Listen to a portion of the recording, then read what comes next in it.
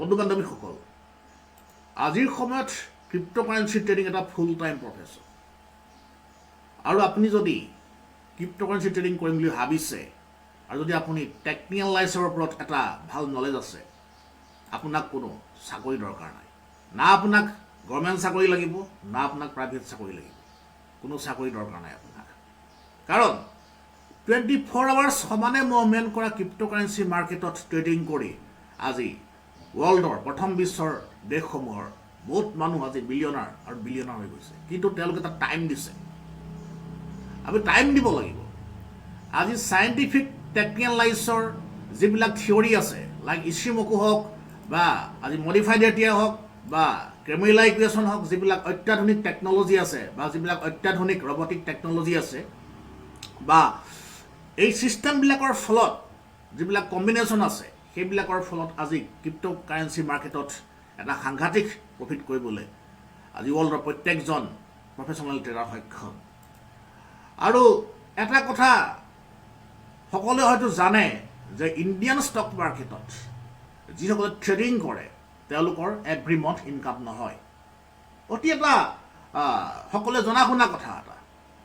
আৰু এটা কথা মই এইখিনিতে কওঁ, ইণ্ডিয়ান ইকুইটি মাৰ্কেটত বা অপশ্যন মাৰ্কেটত যদি আপুনি ট্ৰেডিং কৰে, সেই বস্তুটোত আপুনি যদি এজন ব্ৰকাৰ হয় তেতিয়াহে আপোনাৰ এটা সাংঘাতিক প্ৰফিট হয়। আপোনাক এইটো ক্লায়েণ্ট বেছ মাৰ্কেট হয়। যিটো ইণ্ডিয়ান ইকুইটি মাৰ্কেট আছে, আপোনাৰ লগত বহুত ক্লায়েণ্ট থাকিব লাগিব। কিন্তু আজি ৱৰ্ল্ডৰ প্ৰত্যেকখন বা কাণ্ট্ৰিৰ যিবিলাক প্ৰফেশ্যনেল ট্ৰেডাৰ আছে, তেওঁলোকে কিন্তু সকলোৱে ক্ৰিপ্ট' মাৰ্কেটতহে কাম কৰা দেখা যায় বা কমডিটিজ মাৰ্কেটতহে কাম কৰা দেখা যায়।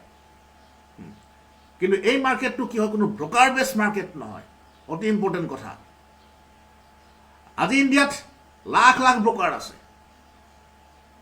কিন্তু ক্ৰিপ্ট' মাৰ্কেটত তেনেকুৱা কোনো আপুনি ব্ৰকাৰ বা মিডিয়েটৰ দেখা নাপায়। য'ত নেকি আপোনাৰ যিমান প্ৰফিট হয় 100% প্ৰফিট আপোনাৰে থাকিব।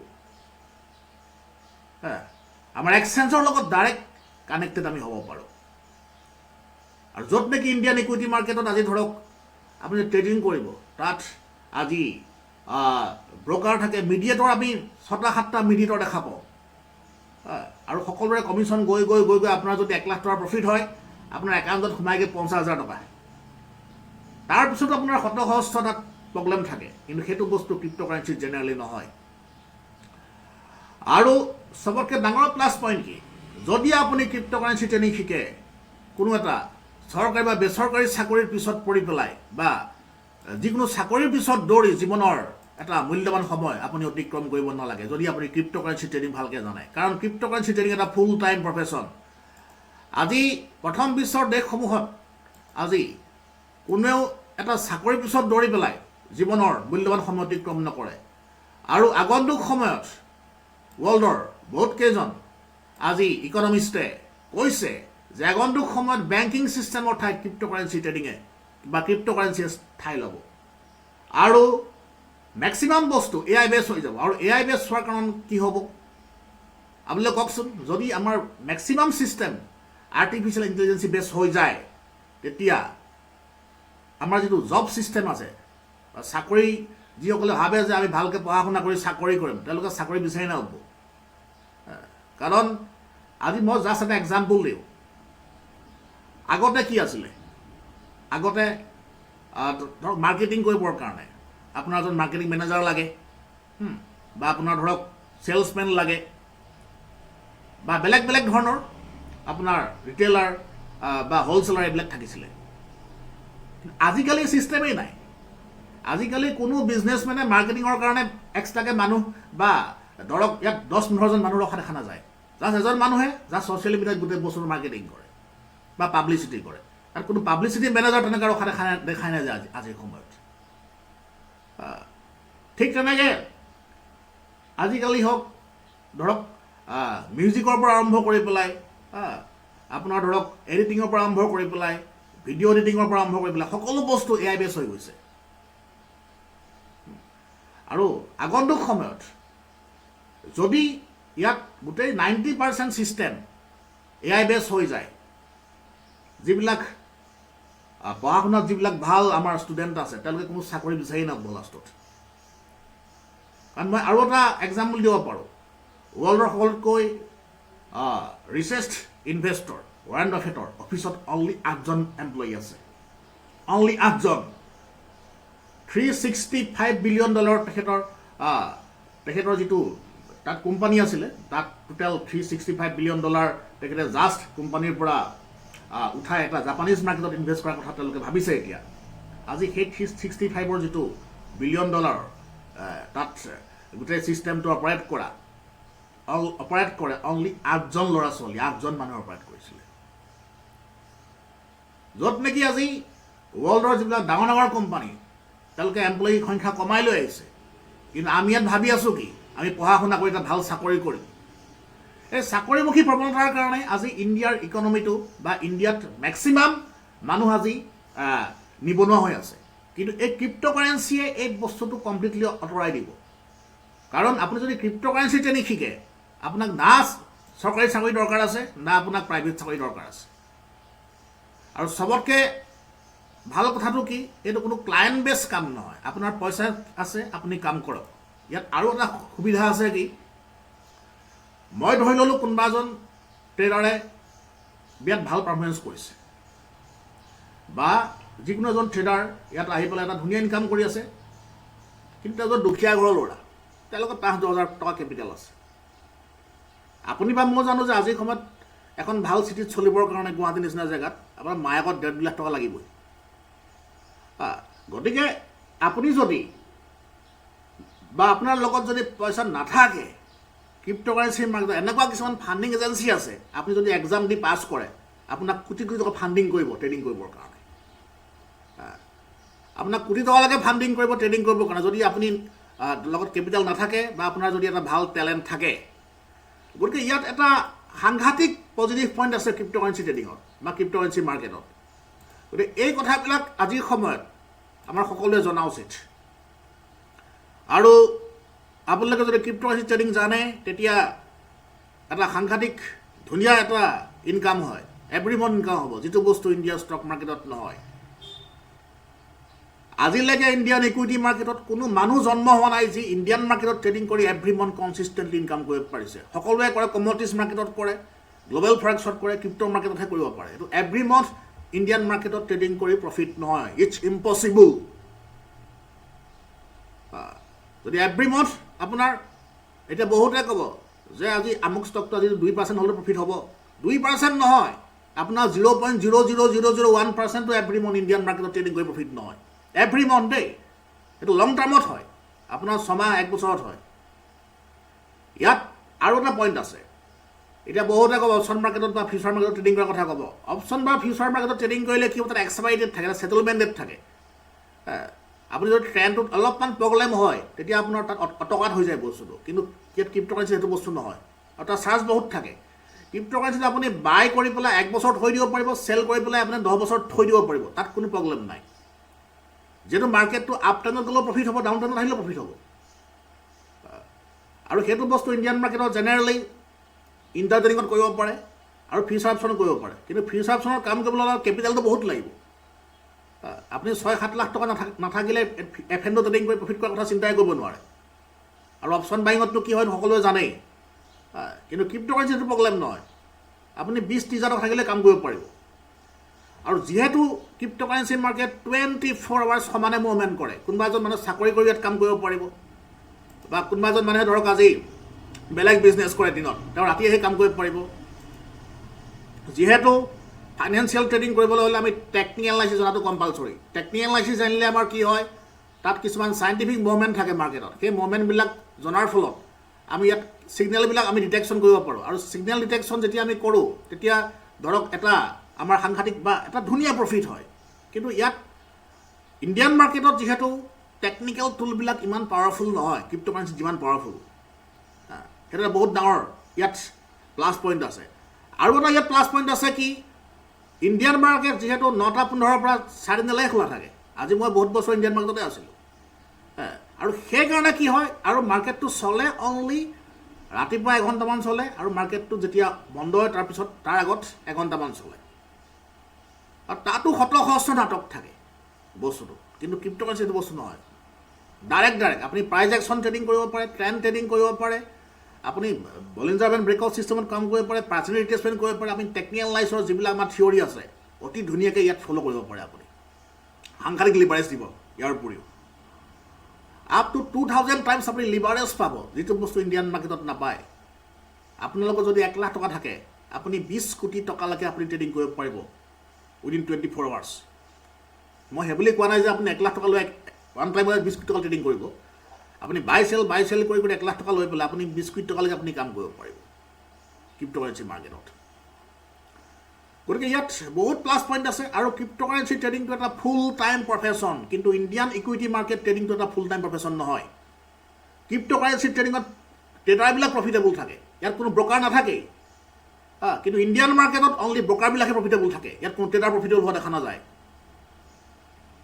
অতি এইবিলাক এটা ইণ্ডিয়ান ইকুইটি মাৰ্কেটৰ এটা কালা স্বচ্ছয় গোটেই বস্তুটো। এইটো এটা মানে কি বুলি ক'ম, এইটো এটা অতি দুখ লগা কথা। এই বস্তুবিলাক এইবিলাক এটা ডাৰ্ক ছাইড হয় ইণ্ডিয়ান ইকুইটি মাৰ্কেটৰ। কিন্তু আজিকালি সকলোৱে সকলোখিনি কথা জানে, বহুতে নকয়, সকলোৱে সকলোখিনি কথা জানে বস্তুটো। আৰু নেক্সট হৈছে কি, ক্ৰিপ্ট' মাৰ্কেটটো যিহেতু এটা ফুল টাইম প্ৰফেশ্যন হয়, আৰু এই মাৰ্কেটটোত আপুনি যেতিয়া এণ্ট্ৰি কৰিব, আপোনাৰ কোনো বেলেগ, মই আগতেই কৈছোঁ যে কোনো এটা বেলেগ চাকৰিৰ পিছত দৌৰি পেলাই ইয়াত আপোনালোকে টাইম মানে পাছ কৰিব নালাগে। এই মাৰ্কেটটো জনাৰ পিছত ইয়াত আপোনালোকে হয়তো জানে যে আজিৰ সময়ত ইণ্ডিয়াৰ যিটো নিবনুৱা সমস্যাটোৱে যথেষ্ট ভয়াৱহ সমস্যা।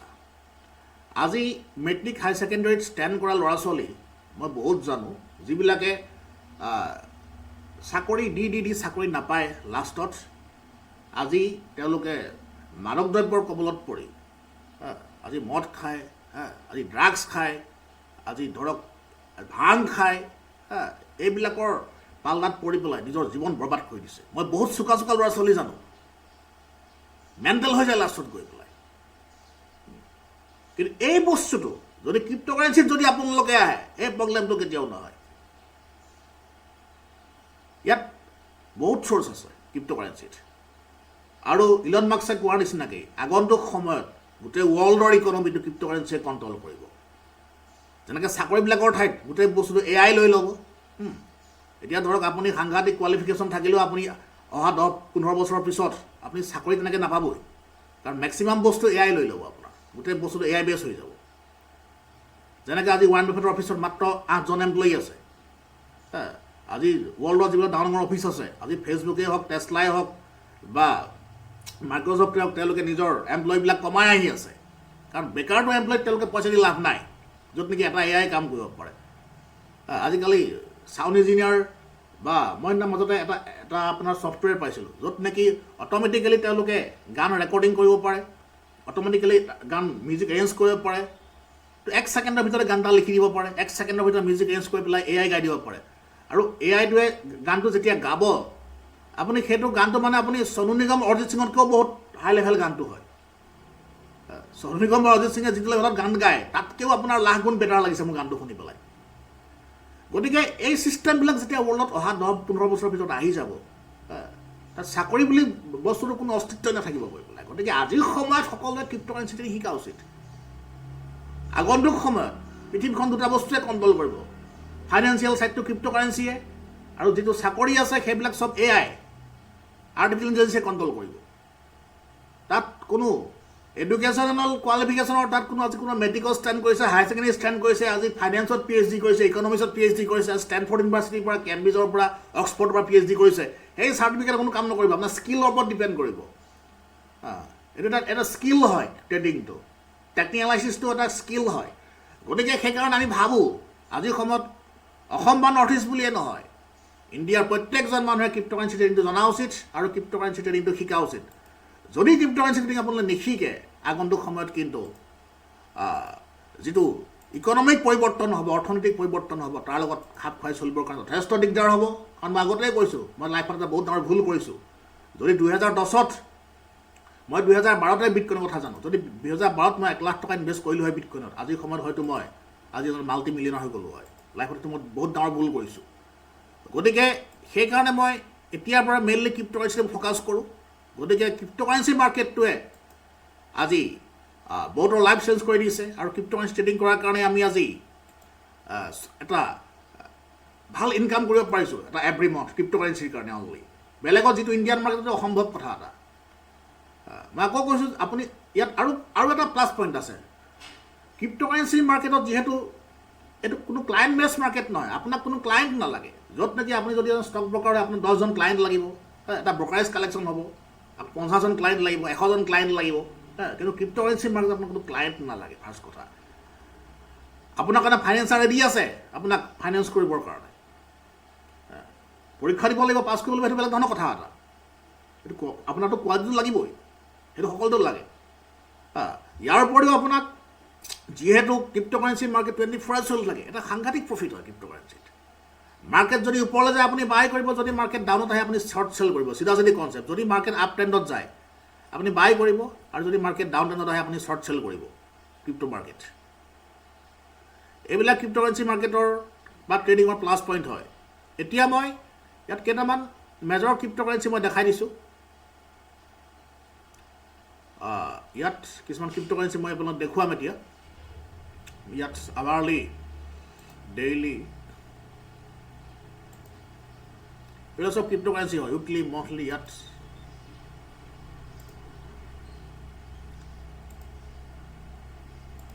এতিয়া চাব মাৰ্কেট কেপ এণ্ড ডে ফাৰ্ষ্টত বিটকইন আছে বিটকইনটো এতিয়া 10% মাইনাছ আছে এতিয়া মাইনাছ মিনছ আপুনি যদি মাৰ্কেট শ্বৰ্ট চেল কৰে এটা অতি ধুনীয়া ইনকাম হ'ব মাৰ্কেটটো ওপৰলৈ গ'লেও প্ৰফিট থাকিব আৰু তললৈ আহিলেও প্ৰফিট থাকিব আৰু এইখিনিতে মই আৰু এটা কথা কওঁ আজি আমেৰিকাৰ প্ৰেছিডেণ্ট ট্ৰাম্পে আমেৰিকাক ক্ৰিপ্ট' কেপিটেল বনোৱাৰ কথা চিন্তা কৰিছে তেওঁ এতিয়া অহা ধৰক 9 তাৰিখে এটা তেওঁলোকৰ মিটিং আছে সেই মিটিঙত তেওঁ বহুত ডিচিশ্যন ল'ব আৰু এই বস্তুবিলাকৰ কাৰণে কি হ'ব আমেৰিকাৰ ইকনমিটো কমপ্লিটলি চেঞ্জ হৈ যাব আৰু আমেৰিকাৰ ইকনমিটো যেতিয়া চেঞ্জ হ'ব এই বস্তুটোৱে ইণ্ডিয়া বুলিয়ে নহয় ৱৰ্ল্ডৰ প্ৰত্যেকটো বা প্ৰত্যেকখন কাণ্ট্ৰিত সেই বস্তুটোৱে প্ৰভাৱ পেলাব আৰু তাৰ ফলত ষ্টক মাৰ্কেটবিলাক যথেষ্ট ক্ৰেছ হৈ যাব আৰু আজিৰ সময়ত ইণ্ডিয়ান ষ্টক মাৰ্কেট ক্ৰেছ হোৱা আৰু এটা অন্যতম কাৰণ হৈছে যে মেক্সিমাম প্ৰফেশ্যনেল ট্ৰেডাৰ বা ইনভেষ্টৰ ক্ৰিপ্ট'কাৰেঞ্চিত আহি গৈছে আৰু আজি ৱাৰেন বাফেটৰ নিচিনা মানুহ যিজনে ক্ৰিপ্ট'কাৰেঞ্চি ক্ৰিটিচাইজ কৰিছিলে 2016ত আৰু ৱাৰেন বাফেটৰ কথা শুনি পেলাই মই ক্ৰিপ্ট'কাৰেঞ্চিত ইনভেষ্ট কৰা নাছিলোঁ একচুৱেলি 2014-15ত তেখেতে যেতিয়া কৈছিলে আৰু আজি তেওঁ $বিলিয়ন ইনভেষ্ট কৰিছে ক্ৰিপ্ট'কাৰেঞ্চিত $বিলিয়ন ইনভেষ্ট কৰিছে তেওঁ ক্ৰিপ্ট'কাৰেঞ্চিত আছে গতিকে চব ৱাৰেন বাফেটৰ নিচিনা মানুহ আজি ক্ৰিপ্ট'কাৰেঞ্চিত আহি গৈছে গতিকে ইন ফিউচাৰ কি হ'ব ক্ৰিপ্ট'কাৰেঞ্চি মাৰ্কেট আপোনালোকে নিজে ভাবি চাব আজি আমেৰিকাত হয়তো এনেকুৱা এজন ইনভেষ্টৰ বা ট্ৰেডাৰ নায়েই যি ক্ৰিপ্ট'কাৰেঞ্চিত ইনভেষ্ট কৰা নাই গতিকে ইয়াত এইবিলাক ক্ৰিপ্ট'কাৰেঞ্চি প্ৰাইচ চলি আছে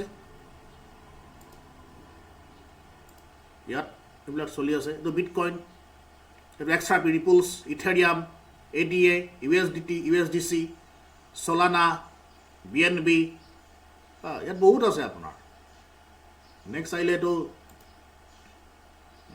এইটো পলকাডট ইয়াত আপোনাৰ মাৰ্কেট কেপিটেল কিমান আছে এইটো পাই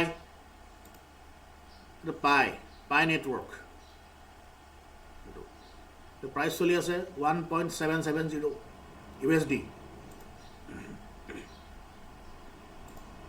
এইবিলাক chain link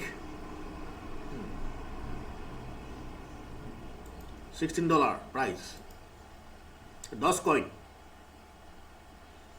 $28 billion market capital